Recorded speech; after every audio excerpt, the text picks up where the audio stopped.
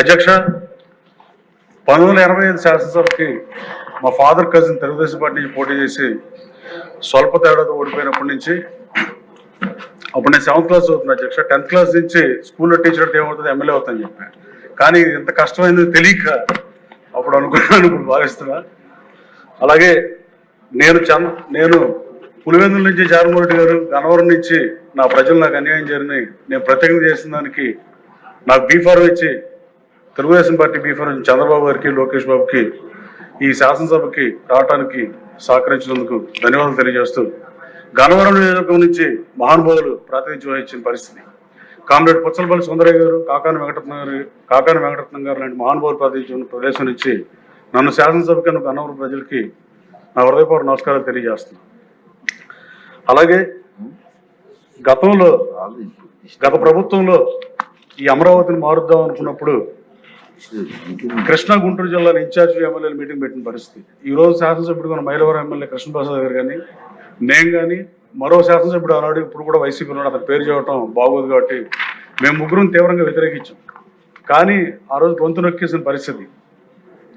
అలాగే 1955 సంవత్సరం నుంచి అత్యంత తక్కువ అభివృద్ధి చేసిన ప్రభుత్వం ఏదంటే అది గత ప్రభుత్వం. అలాగే భాషా ప్రయుక్త రాష్ట్రం ఏర్పడిన తర్వాత తెలుగు భాష మీద కూడా దాడి చేసిన ప్రభుత్వం అది. వీటన్నింటితో పాటు అమరావతిని మార్చేద్దామని చూసిన పరిస్థితి. మీరు అమరావతిని చరిత్ర పరికిస్తే అమరావతి ఇక్కడి నుంచి కదలకుండా, ఇంచు కూడా కదలకుండా ఉండే కారణం అమరావతి ప్రాశస్త్యం అంటే ఏమాత్రం అనుమానం లేదు. అలాగే పంచారామాల మొదలైన శైవక్షేత్రం ఇక్కడ ఉంది అమరావతిలోనే. అలాగే గౌతమ బుద్ధుడు నడయాడిన నేలది. అలాగే వర్ధమానుడు సంచరించిన ప్రాంతం, మత సమ్మేళనానికి కేంద్రం. ఇలా అమరావతి చరిత్రని పరికిస్తే అభివర్ణించడానికి కూడా అంతర సాధ్యం ఉన్న ప్రాముఖ్యత ఉన్న నగరం ఇది. దీంట్లో రాజా వాసిరెడ్డి వెంకటాద్రి నాయుడు చిట్ట చివరిగా రాజుగా పరిపాలించిన కూడా ఇదే రాజధాని. దీంట్లో హెరిటేజ్ సిటీలు 12 గుర్తింత కేంద్ర ప్రభుత్వం ఆ రోజు, అమరావతి కూడా ఉంది.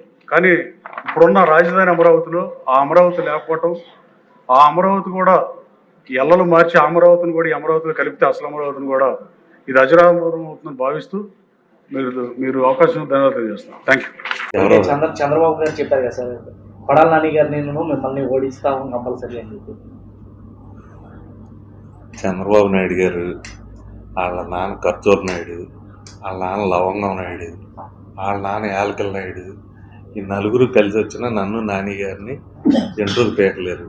మమ్మల్ని గెలిపించాల్సిందో ఓడించాల్సిందో గన్నవరం ప్రజలు, లేకపోతే గుడివాడ ప్రజలు. చంద్రబాబు నాయుడు గారు, లవంగం నాయుడు, కర్జూర్ నాయుడు, యాలకల నాయుడు, లోకేష్ నాయుడు వీళ్ళు కాదు. ముందు చంద్రబాబు నాయుడు గారు కుప్పంలో ఆయన భూమి కదిలిపోయింది, స్థానిక సంస్థలన్నింటిలో ఓడిపోయారు.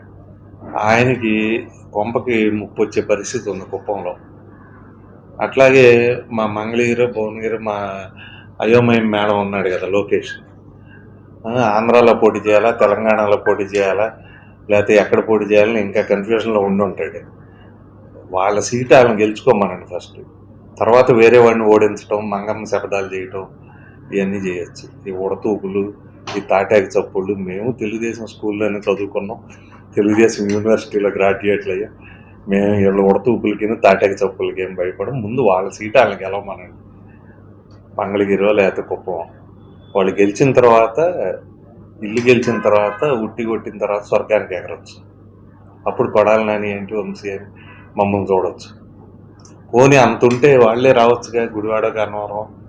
మీరు చెప్పే పేర్లు చంద్రబాబు నాయుడు గారు, లోకేష్ నాయుడు గారు, వాళ్ళే రావచ్చు కదా.